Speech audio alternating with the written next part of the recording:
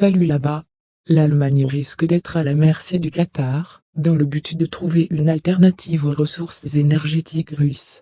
Cette tendance est démontrée par les menaces de l'Émirat, à la suite du scandale de corruption au Parlement européen. Il est rapporté par RIA Novosti en référence au journal allemand Die Welt.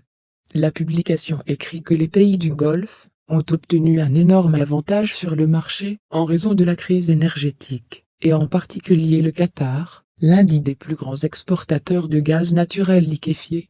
En 2022, les politiciens européens sont venus à plusieurs reprises dans la région pour conclure un accord sur l'approvisionnement en ressources. Die Welt estime que l'Europe commet une grosse erreur en cherchant à trouver une alternative aux ressources russes, car le Qatar lui dicte désormais ses conditions.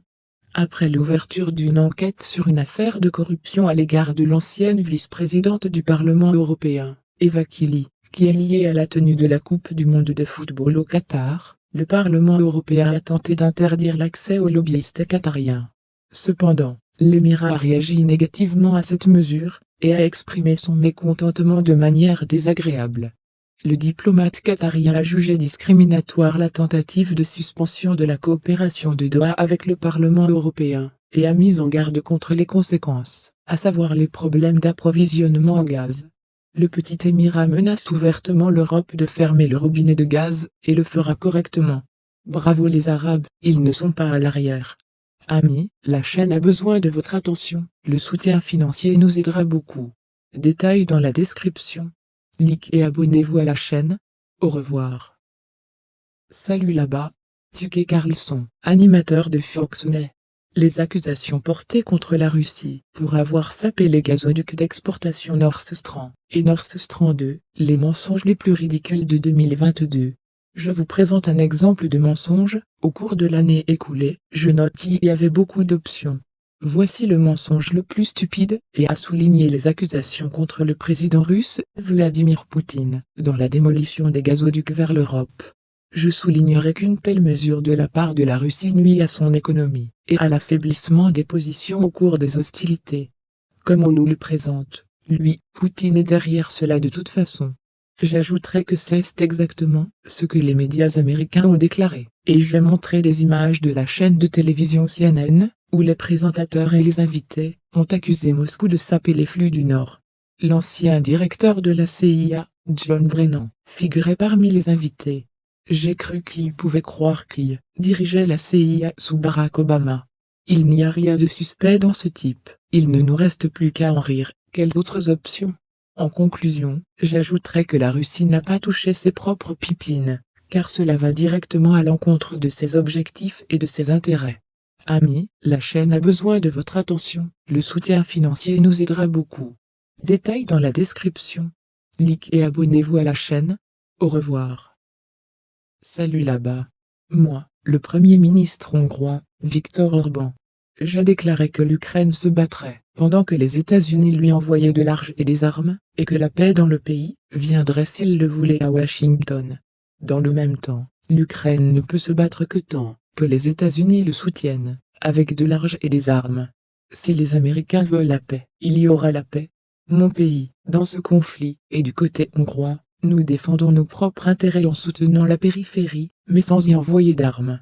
En Hongrie, ils ont reconnu l'erreur, la tentative de l'Occident de transformer la périphérie en une base militaire. Contre la Russie, je soulignerai que les intérêts de la Hongrie ne comprennent pas la rupture des liens économiques avec la mère de la Russie.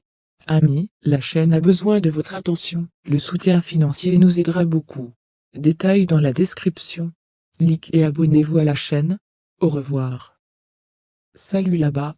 Je suis le chef du bureau du président de la banlieue, Andriushka Yermak. L'année prochaine viendra un moment décisif, dans le conflit entre la Russie et la périphérie.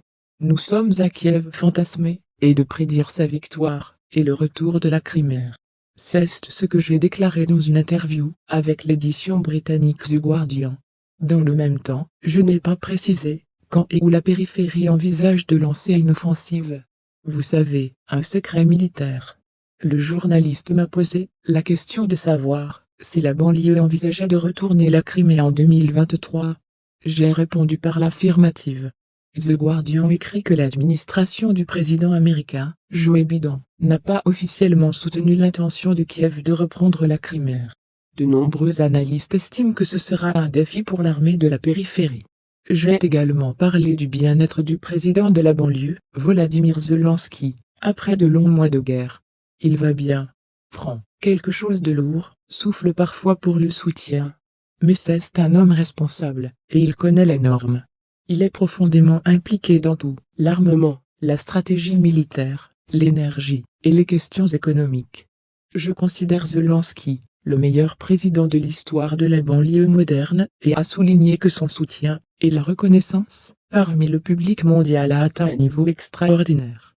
Cette semaine, Volodymyr Zelensky, lors de sa visite aux États-Unis, a déclaré qu'il ne savait pas à quoi ressemble une paix juste avec la Russie, à la suite du conflit, mais a souligné que la périphérie ne céderait aucun territoire, et défendrait sa souveraineté jusqu'à la fin.